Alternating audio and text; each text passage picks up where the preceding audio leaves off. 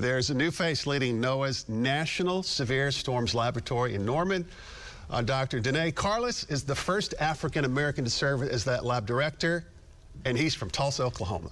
How about that? Dr. Carlis joins us this morning. Thank you for being here. We appreciate it. Thank you. I appreciate it, Alan. Yes. Thank you for having me. This is kind of a homecoming, right? I mean, your journey has taken you really all across the globe. Yeah. But now you're back. You will be back in Norman heading the NSSL. We'll get into all that just a little bit. What does it mean to be back in Oklahoma, and especially today to be back in Tulsa? Because you're from Tulsa. You went to Booker T High School. Yep. What's it like to be back today in Tulsa? It feels amazing to be here with you today, to come to my hometown, which I love so much. I grew up in North Tulsa.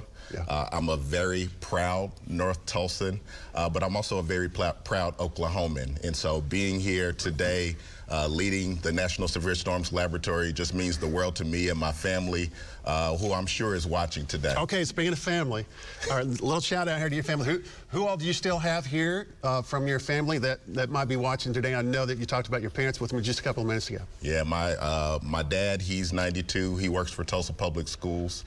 He's a bus monitor. My mom, who is here, she's 81 as well.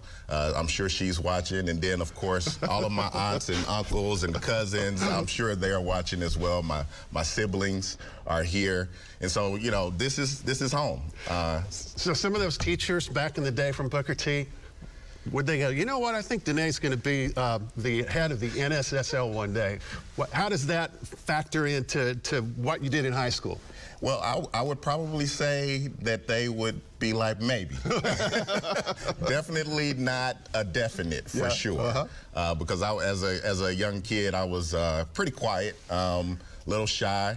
But I had, you know, a great support structure of family and friends, and, you know, my friends just really kind of made me who I am today because they were just so amazing, and just got the opportunity to really just see myself doing greater things, and I decided to go ahead and go for it. So from Booker T, you go to one of the most prestigious colleges and universities in America, Howard University, that's in Washington, D.C. You got a couple of degrees from Howard there. Yeah. And then from Howard, you get involved. How did you go from Booker T and then from Howard? Because I know initially your plan was not necessarily geophysical sciences, right? Right. It was actually to be a medical doctor. Yeah. I was friends with one of the few African-American medical doctors here in Tulsa, Oklahoma, and he would tell us all of these grand stories about being a chemist and about being a medical doctor, and had all these ideas, and so I wanted to be like him. But when I took my first biology class,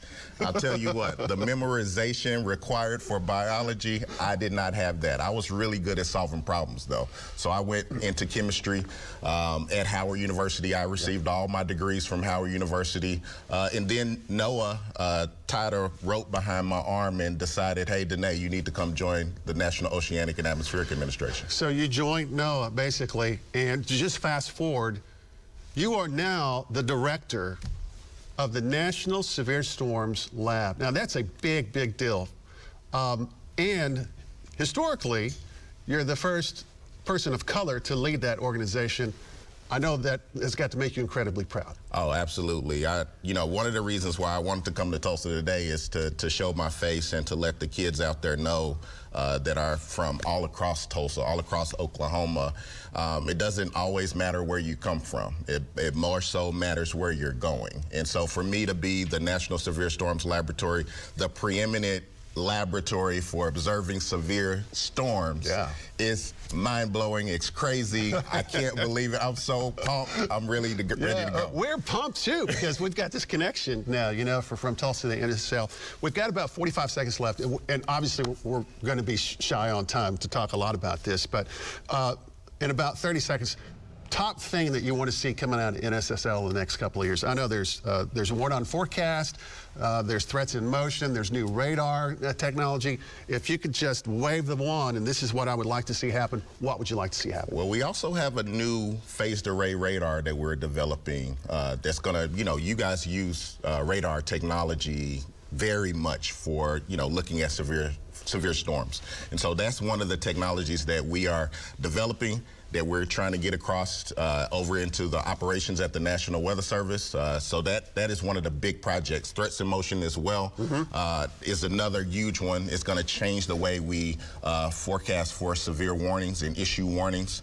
So I'm really excited about these projects, and I think they're going to really help the American people. Yeah, I totally agree. Some of the things that you're working on right now, 5, 6, 7, 10 years down the road, it'll be put in place. We appreciate it greatly. And by the way, Dr. Carlis is going to be at some of the schools today here with Dr. Deborah Gist, talking to some schools about your path and about their path, about how they can make that work for them as well. Thank you so much for being here. Thank you for having me. I appreciate it. We appreciate it greatly.